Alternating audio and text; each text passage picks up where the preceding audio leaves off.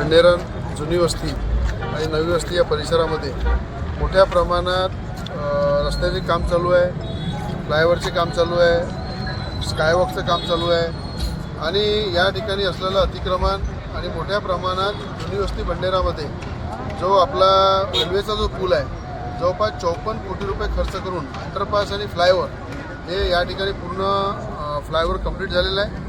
आजच पालकमंत्र्यांशी बोलून त्यांची भेट घेऊन या 54 कोटीच्या फ्लायओव्हरचं आपण लोकार्पण करणार आहे. ज्यावेळेस नवनीत राणा खासदार होत्या त्यावेळेस हा फ्लायओव्हर मंजूर झाला होता, बंड्याचा फ्लायओव्हर मंजूर झाला होता.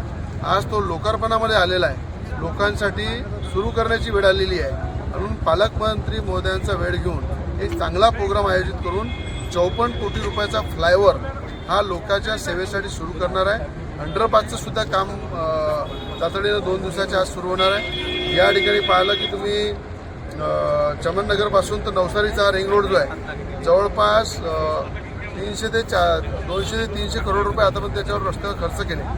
थोड्याशा पोर्शनमुळं चमननगरचा पोर्शन जो आहे तो जोडणं बाकी राहिलेला आहे. तो जोडून हा चमननगरपासून तर नवसारीपर्यंत रिंग रोड हा पूर्ण जनतेसाठी आपण सुरू करणार आहे, जेणेकरून अनेक शहरातली ट्रॅफिक ही बाहेरच्या बाहेर डायव्हर्ट होईल, शहरामध्ये ट्रॅफिक होणार नाही, गर्दी होणार नाही. या उद्देशानं हा नवसारीपासून तर चमननगरचा रिंग रोड येणाऱ्या काही महिन्यामध्येच जनतेच्या सेवेमध्ये सुरू करू. स्कायवॉकचं काम चालू आहे, ब्रिजचं काम चालू आहे.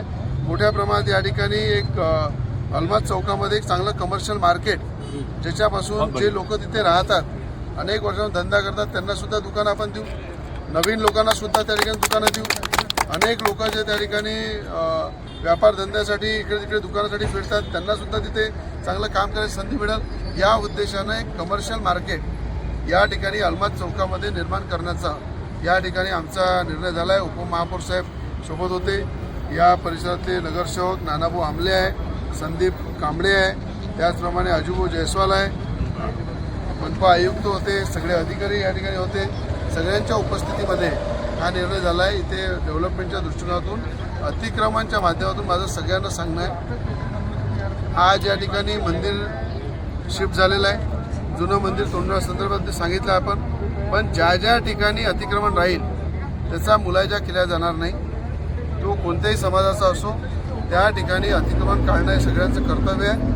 शहराला जर स्वच्छ ठेवायचं आहे, सुंदर ठेवायचं आहे तर कुठेही खोका लावणे, कुठेही टिनाचं शेड बांधणे, कुठेही रस्त्यावरून आपलं काही टांगून देणे हे अजिबात चालणार नाही. म्हणून आता सगळ्यांना ताकीद दिलेली आहे की तुम्ही तुमच्या जागेमध्ये जो धंदा करायचा आहे करा, पण